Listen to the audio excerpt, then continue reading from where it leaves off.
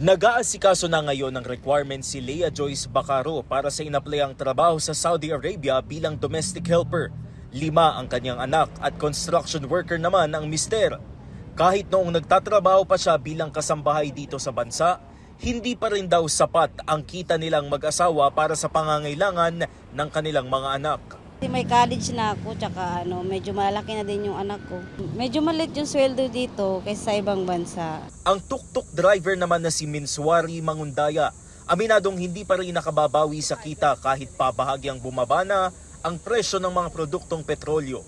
Pinag-iisipan na raw niyang makipagsapalaran sa ibang bansa. Hindi katulad nung mababa yung presyo ng gasolina, natitiraan ka talaga 800. Ang natitira lang sa amin dito, minsan 300, 500, pinakamalaki na 500. Yung kita namin dito, hindi sapat. Iba naman ang pananaw ng virtual assistant na si Ian Rodolfo.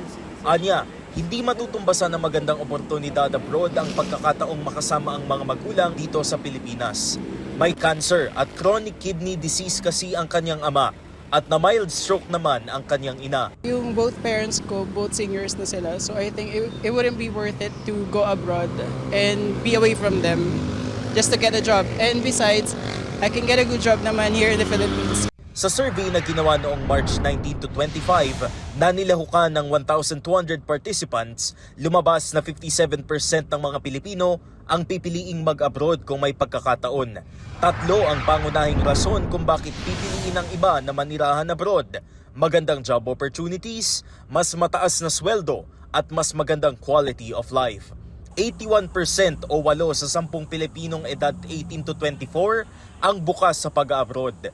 Ayon sa Okta Research, nakababahala ito dahil sila ang future workforce ng bansa.